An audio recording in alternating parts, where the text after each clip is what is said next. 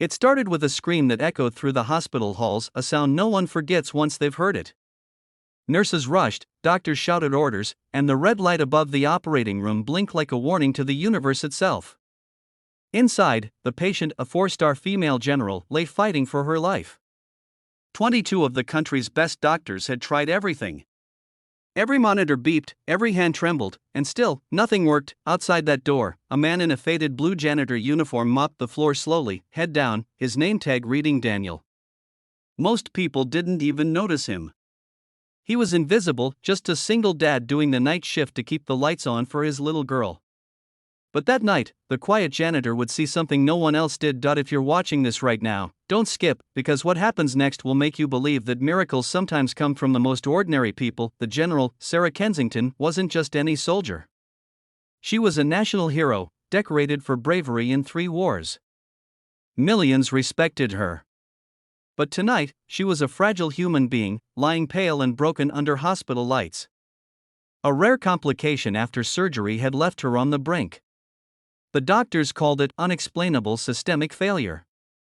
But to her daughter, Emma, it was simple. Her mom was dying. Daniel had been cleaning the floor outside the ICU for hours, watching the chaos through the glass. He didn't know her rank or fame, just saw a woman fighting for life and a little girl crying in the waiting chair, clutching a teddy bear. He recognized that pain. His wife had died in the same hospital 2 years ago after doctors said there was nothing more they could do. That day, his life shattered. Since then, every night he walked those same sterile halls, trying to keep busy so the memories didn't crush him. But tonight felt different. When the medical team exited the room in silence, one by one, heads bowed, Daniel overheard words that made his heart ache. "We've lost her." Emma's soft sob broke him. He dropped his mop and approached the girl.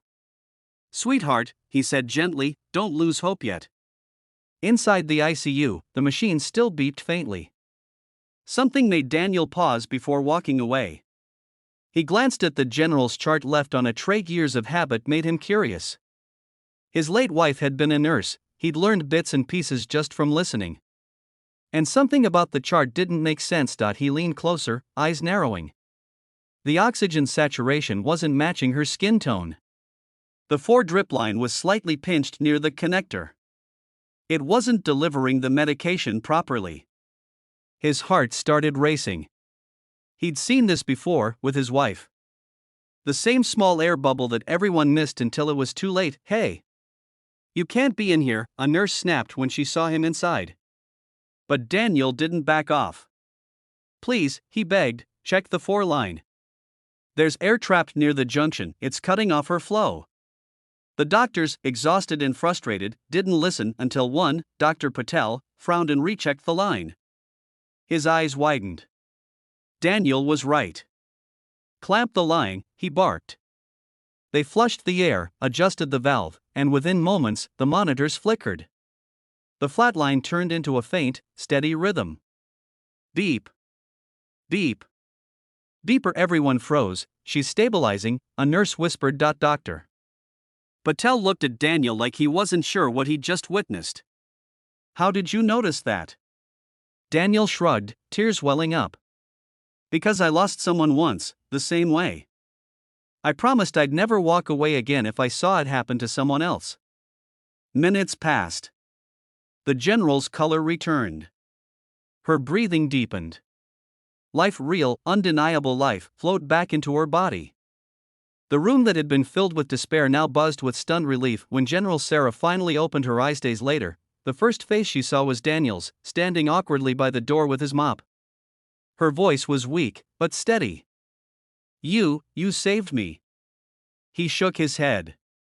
"No, ma'am. I just noticed what the smart people missed." But she smiled softly. "Sometimes, heroes wear boots. Sometimes, they wear janitor shoes." A week later, the hospital staff gathered for a quiet ceremony. The 4-star general stood tall again, uniform pressed, medals gleaming, and beside her stood Daniel in his old blue uniform, trying to disappear behind the cameras. She handed him a folded flag and a new badge, honorary life service recognition. The video of that moment went viral. Not because of rank or medals, but because of a man who refused to ignore the small things.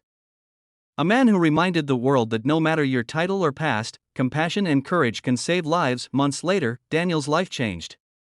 The general personally sponsored his daughter's education, calling it a debt that can never truly be repaid. And every year after, on the anniversary of that night, the two families met not as general and janitor, but as friends bound by a miracle. So if you're watching this, remember, greatness isn't about medals or money. It's about noticing what others overlook, about doing something when everyone else gives up. And if this story touched you even a little, take a moment, like this video, subscribe, and share it with someone who needs hope today. Because sometimes, the smallest act of attention can save the biggest life.